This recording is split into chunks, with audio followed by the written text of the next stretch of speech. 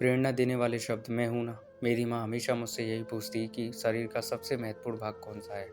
और कई सालों में से मैं यही सोच रहा हूँ कि क्या मैं इसका सही जवाब कभी ढूंढ पाऊंगा। जब मैं जवान था मैंने सोचा था कि एक इंसान की तरह आवाज़ बहुत ज़रूरी है, इसीलिए इस बार मैंने कहा था मेरे कान बहुत ज़रूरी है माँ। लेकिन माँ ने आसानी से कह दिया नहीं, बहुत से लोग बहरे भी होते हैं, लेकिन तुम इसके बारे में सोचते रहो, मैं तुम्हें दोबारा पूछूंगी। इस तरह बहुत से साल बीत चुके थे उन्हें ये प्रश्न पूछे हुए। जब से मैंने पहली दफ़ा जवाब दिया था तभी से मैं इस प्रश्न का सही जवाब जानने में लगा हुआ था। इसीलिए मैंने इस बार अपनी माँ से कहा, माँ दृष्टि हम सभी के लिए बहुत ज़रूरी है, इसलिए हमारी आँख ही हमारे शरीर का सबसे महत्वपूर्ण अंग है। माँ ने मेरी ओर देखते हुए कहा कि तुम तेजी से सीखते चले जा रहे हो, लेकिन तुम्हारा जवाब इस बार भी गलत ही है, क्योंकि दुनिया में बहुत से लोग अंधे भी हैं। इस समय दोबारा मैं चकरा गया था, लेकिन मैंने हार नहीं मानी। मैं सालों तक इस प्रश्न का जवाब ढूंढता रहा।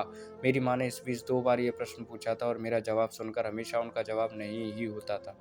और अंत में वह कहती थी कि मेरे बेटे तुम दिन ब दिन और होशियार होते चले जा रहे हो। तभी 1 साल बाद मेरे दादा की मृत्यु हो गई। उस समय सभी दुखी थे, सभी लोग रो रहे थे, बल्कि मेरे पिताजी भी रो रहे थे। मुझे याद है कि उस समय मैंने मेरे पिता को अपने जीवन में सिर्फ दूसरी बार ही रोते हुए देखा था। जब हमारे दादा को अंतिम विदाई देने की बारी आई तो मेरी माँ मेरी तरफ देखने लगी और तभी माँ ने मुझसे पूछा, क्या अब तक तुम्हें हमारे शरीर के सबसे महत्वपूर्ण अंग का पता चला? मैं उन्हें ऐसे समय में इस तरह का प्रश्न पूछते अचंभित रह गया। मैं हमेशा से यही सोचता था कि यह प्रश्न सिर्फ मेरे और मेरी माँ के बीच का एक खेल है। माँ को मेरे चेहरे पर परेशानी की झलक दिखाई दी और उन्होंने मुझसे कहा कि यह प्रश्न बहुत ज़रूरी है। यह प्रश्न हमें बताता है कि हम वास्तव में हमारा जीवन जी रहे हैं। पिछले सालों में जितने भी तुमने मुझे शरीर के अंग बताए, मैंने उन्हें गलत बताया और वे गलत क्यों हैं ये भी बताया।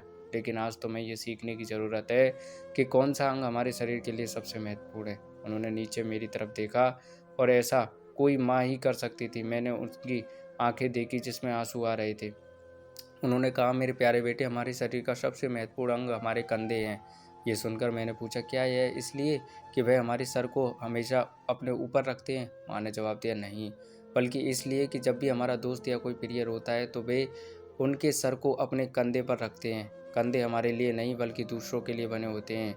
ये दूसरों के दर्द की दवा के रूप में काम करते हैं। कई बार जब व्यक्ति मुश्किलों का सामना करते करते थक कर हार जाता है, तब किसी के ये शब्द मैं हूं ना उसमें एक नई प्रेरणा व ऊर्जा का संचार करते हैं। कहने को तो कई दर्जन लोग हमारे दोस्त होते हैं, लेकिन हमारी तकलीफ में वही दोस्त काम आता है जो हमारे दर्द को अपना दर्द समझता है और हमें अपने कंधे का आसरा देता है।